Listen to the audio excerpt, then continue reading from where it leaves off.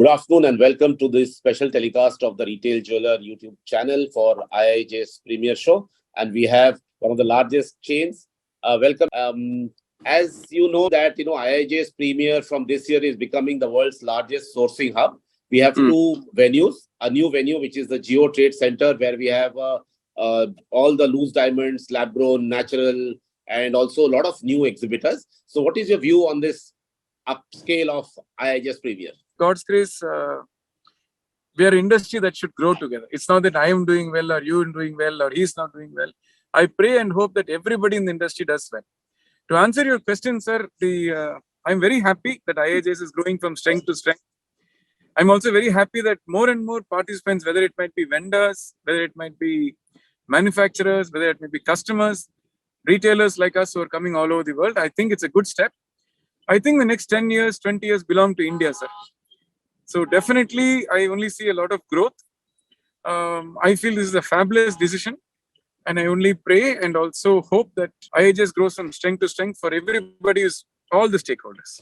When I joined business with my father in 1993, we were having suppliers supplying items only in our showroom. At that time, very rarely some people used to come from different parts of India to show the product. And if we required a product, we had to go to different cities in order to see what all type of products are there, where suppliers will come. We should never forget the contribution of GJEPs, because the complete infrastructure required for both manufacturer, wholesaler, retailer, and the allied services, it is being offered in one platform. The advantage is that all of us are interdependent, and when everything is available in one platform for our industry, it helps to a great extent.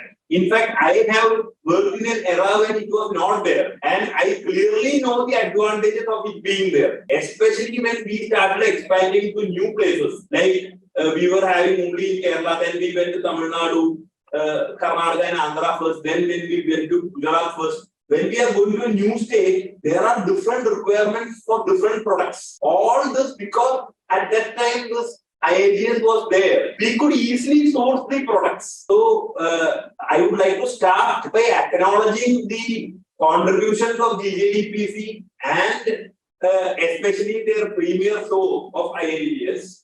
And to also, I wanted to tell that for the last 15 to 18 years, I have never personally also never missed any show. Both. And now if you see for the last 10 years, we are having two shows. Both shows, and right from the first day to the last day, I have been present. Thank you very much. This is very encouraging. You have seen the last 25 years on how the consumer has changed, how the product preferences have changed, and especially after COVID, how the entire youngsters are looking at different kind of jewelry, and you are a master at this, you really have such large stores and different product offerings. So what is your advice to the manufacturers and exhibitors at IIJS Premier who are really preparing very hard now for the show? Sir, God's grace, I'd like to give you a little bit slightly different perspective. I think the future, our competition, when I say our, I mean any jeweler, will not only be another jeweler, will be things like a cell phone, maybe a holiday, maybe even an essential car. So our customer's choice has also become much more. Whatever was the choice to an Indian 10 to 15 years ago, it has grown N times today. It was always used to be, I took my first salary, maybe to my mother or maybe to my wife. Now it's not like that. And normally, God's grace, a part of that first salary will be something in gold or something in jewelry so that I can take it to my mom or my wife. Jewelry is a very important part of our Indian culture. It's a very good investment also. It's one of the safest, what shall I say, rainwater or a bad weather commodity. One part, at least 20% of your savings must go to jewelry.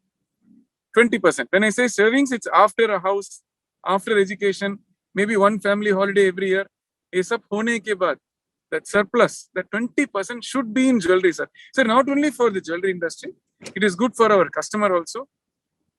We have seen in COVID, when all financial instruments failed, banks were not open, ATMs are not working, gold has been like a savior to millions of Indian families. We have customers coming and saying, thank you, sir. I'm able to pay my fees because of this, or able to pay the hospital. My husband did not get the salary. So God's grace, keep in mind that the 18 to 35 for the next 20, 30 years, we must continuously endeavor to have a share of their wallet. We must give younger, more fashionable, lightweight, aspirational jewelry. This is my feedback both to the retailers and also to the manufacturers. So let us not lose that mind space. Everybody has a pocket for this much, whether it is Kalyan or X or Y or Z. So as a manufacturer, if you have a capacity for 100 kilo, you try to have a steady partner with whom you can work for maybe maximum 125 kilo. If you have for 50 kilo also, you are in a danger. If you have for 250 kilo, you are in a bigger danger. Because all of them will go away from you. So, if you do this, success will always be there with you. You can mark my words because I have been very transparent in explaining this to you. Great. And finally, we have seen a boom in the jewelry industry for the last 3 years, especially after COVID. Nobody expected this, but now jewelry is the second largest retail category in India after food. We are at 72 billion US dollars. And we are ahead of consumer electronics, which is at 69 billion US dollars. We are number 2. So, almost like, people used to say roti, kapda or makan, which we used to say now it's like roti, sona, kapda or makan. That is what is happening. So what is your feel for this financial year? What is going to happen to the jewelry industry in this year, which is going on, this financial year, compared to the last 2 years? With all due respect, I wouldn't change that order. It's still roti, kapda, makan or jewelry. Let it be number 4, but let it be a part of, that's just what I was saying, sir. It should be roti, kapda, makan is essential.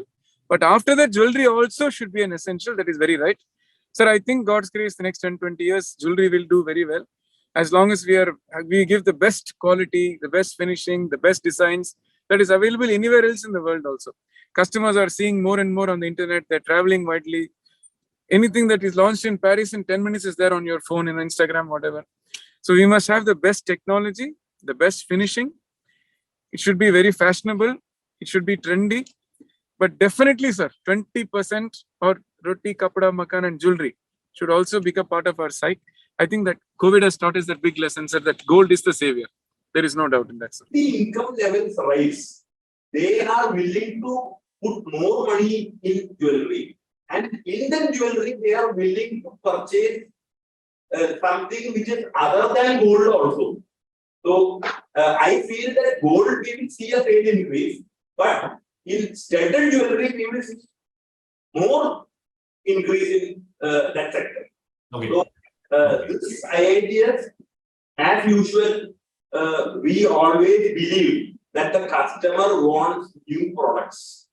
Innovation is not a luxury, it is a necessity. So whenever we go, we need to go just like what we go, how we went 15, 18 years back. We need to meet the supplier. We need to understand his requirements. We need to express our requirement. We need to see the product and the finish and the delivery schedule that he is planning. What is his capacity? So all this we need to take into consideration. However, the small difference which I would like to highlight for our manufacturers and wholesalers is that as a corporate today, what I had in mind some years back and what I have in mind today, I wanted to express the difference. At that point of time, when we went, we were seeing only about what product is new and whether we can take that for our showroom. Today, while we will see that, we will also want to ensure a regular supply of those products and the ethical manufacturing principles behind the product. The work of the manufacturer or the wholesaler should be both in, because there were some stalls at one point of time who before IIJS they go to many people and collect some product and keep it in their stall. According to me, it is my advice. What we should try to do is we should not project something that we are not strong about. What is our main backend? What is the design that we are manufacturing? We should try to harp on this and we should try to develop ourselves And that is what we need to place it on the counter to ensure month-on-month sales. Because if you target only one-time sales, I think it is not profitable for both the retailer, wholesaler, and manufacturer. So, according to me, if this is being done, we will welcome and embrace them with both hands. And we are always open to new people, new designs, and new concepts. Thank you very much. Thank you very much. And thank you. Thank you for having me, sir. Thank you. I'm Thank you. wishing all my colleagues, manufacturers, vendors, customers, distributors, wholesalers, a fantastic IIJS. And God's grace, let's all grow together, sir. Yes, thank you very much, sir. Thank you. for the time. Bye-bye, sir. Bye. Bye.